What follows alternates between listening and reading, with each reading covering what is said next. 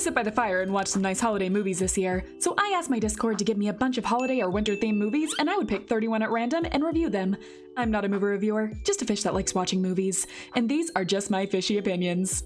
And next up we have... Yes! Yes! So, I like this one a little bit. Mostly I should say I love the music in this one. I grew up singing the Miser Brothers songs all the time, so rewatching this as an adult was pretty fun. Directed in 1974 by Arthur Rankin Jr. and Jules Bass, who have appeared on this list quite a few times. The Year Without a Santa Claus tells the story of Santa getting sick. After his doctor tells him that no one appreciates what he does, doesn't believe in him, and that he should just quit, Santa decides this is going to be the year without him. He's vacationing. Mrs. Claus briefly considers taking up the position as Santa, but ultimately she ends up assigning two elves, Jingle and Jangle, to go off into the world to remind Santa of the people who still appreciate him. So admittedly, the plot of this movie is a little messy. A lot of things happen really fast to try and get Santa back to work before Christmas, so I'm not really sure how the timeline works sometimes, but it does work. The special itself is also really fun. I would argue that Mrs. Claus is probably the most memorable of the main cast. She's pretty independent, and her character is a pretty strong one. The Santa in this movie is a little bit pathetic, though still willing to do good when the job calls for it, and Jingle and Jangle don't exactly have the biggest impact. But the characters that are really the standout of the show are the Miser Brothers. Snow Miser and Heat Miser are both so iconic and funny. They really steal the show, and I'd argue their parts really make this special memorable. The short actually has my favorite songs out of all of the Rankin Bass movies that we've watched, and there really might have only been one that I didn't really care for. The animation being stop motion again is still good, though a little stiff at times. I really like how they decided to go with more of a puppet-like look for some of their models. It's a really unique style and it stands out. Overall, I think the character and set designs in general are really good in this movie. The voice acting is also very fun and full of personality. I remember out of all the Christmas movies I watched as a kid, this one really stuck out to me. I would try practicing dancing with the songs, and I would sing Blue Christmas every chance I got after this special aired. Before I got recommended this special, I couldn't remember the name of it, but watching it again has made me relive some of those amazing memories, so thank you guys for recommending me this one. I'm giving The Year Without a Santa a jingle all the way.